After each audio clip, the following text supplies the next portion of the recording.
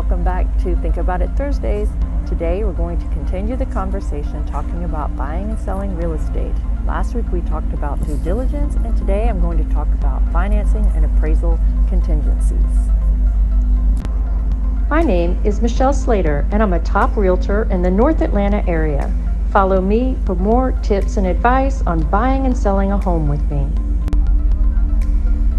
So financing and appraisal contingencies really go hand in hand, and these both deal with the buyer, but they affect the seller. We're going to start with the financing contingency because it really does come first.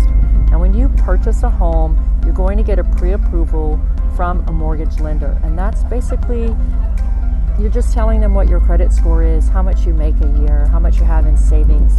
It's kind of a dry pull, if you will.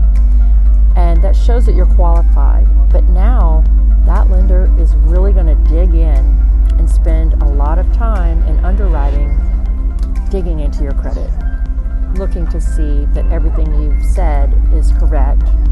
And then there aren't any hidden issues that you really can't afford this mortgage, right?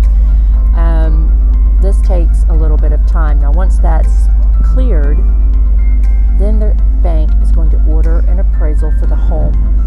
Let's say you are offering $750,000 for this home. The bank wants to know that they can actually loan you $750,000 minus your down payment for this home. That if they end up having to own this home, that it's actually worth what they loaned you. So the bank is going to come out and do an appraisal. Now here's the trick. You, the buyer, actually pay for that appraisal.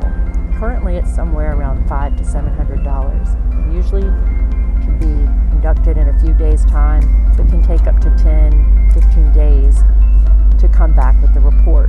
So when we write contracts for buyers, we put in long financial and appraisal contingency time periods, sometimes up to 21 days, in order to allow the bank and the mortgage lenders to dig for issues. Now, there's a clause. If the lender finds issues when they're digging through your financials and you are no longer approved, you can potentially get out of this contract if it is at no fault of your own. That's the trick. If it is at no fault of your own.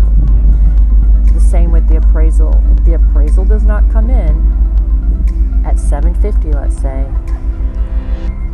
and you don't have the cash to pay the difference, the seller then has to decide if they're willing to come down on the price or if you're going to walk away. I want to talk more about this in my next week's video because there's so much detail to it. That's why it's at least a 30-day process to get a home closed, because there's so many little nuances that happen.